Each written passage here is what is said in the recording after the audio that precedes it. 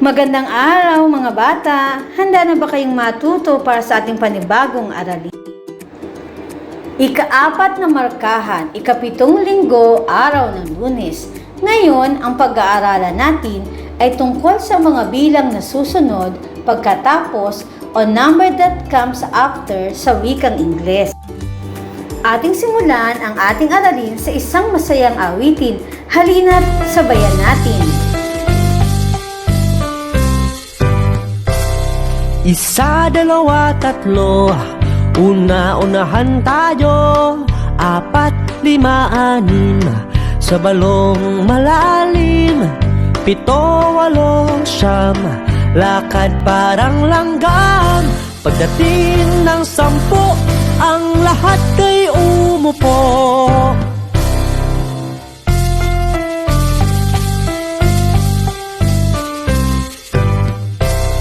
Isa, dalawa, tatlo, una-unahan tayo. 4, 5, 6, sa balong malalim. 7, 8, 9, lakad parang langgam. Pagdating ng 10, ang lahat ay umupo.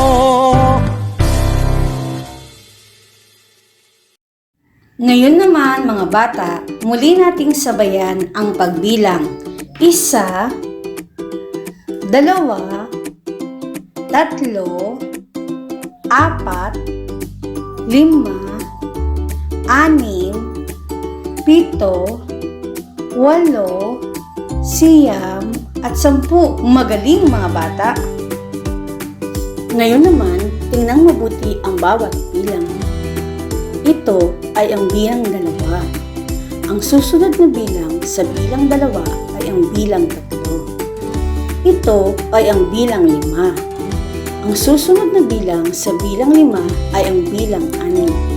Ito naman ay ang bilang 7. Ang susunod na bilang sa bilang 7 ay bilang 8. Subukin natin ang inyong kaalaman.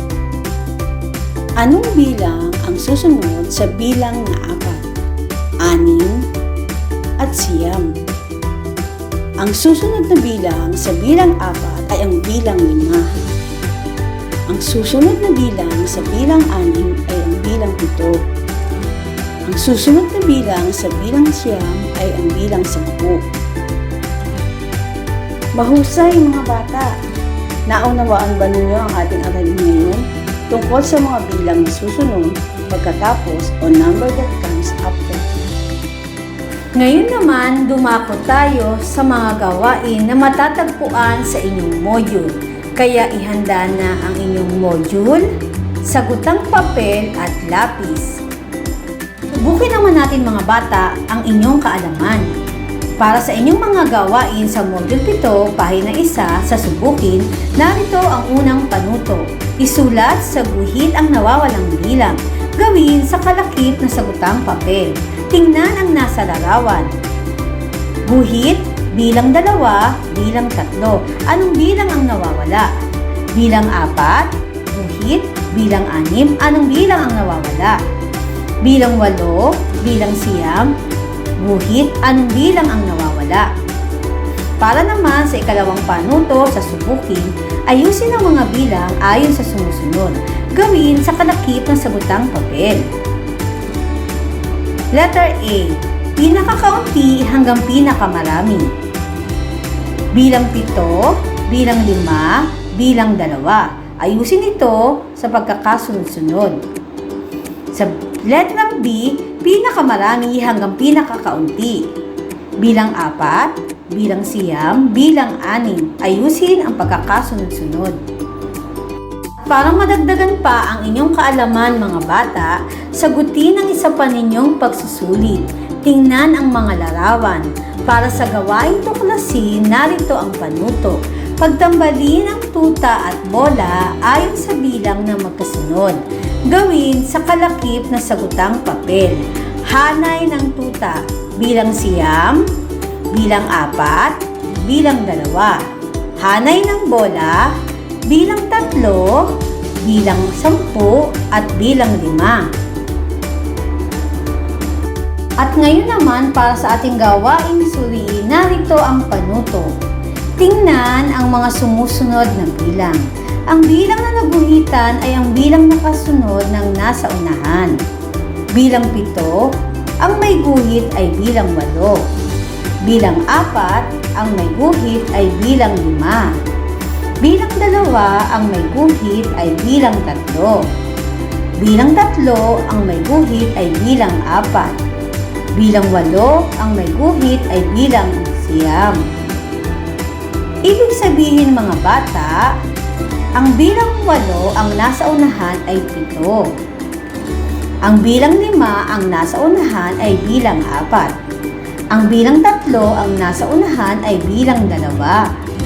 Ang bilang 4 ang nasa unahan ay bilang 3. Ang bilang 9 ang nasa unahan ay bilang 8.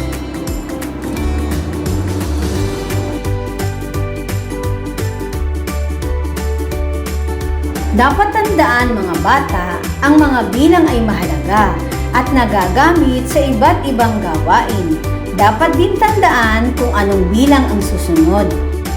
At upang madagdagan pa ang inyong kaalaman mga bata, sagutin natin ang pangmuling gawain.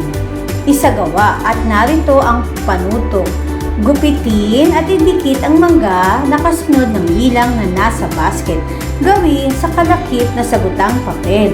Unang basket bilang 4, ikalawang basket bilang 2, ikatlong basket bilang 9, ikaapat na basket bilang 6, ikalimang basket bilang 7, at narito naman ang mga larawan ng mangga.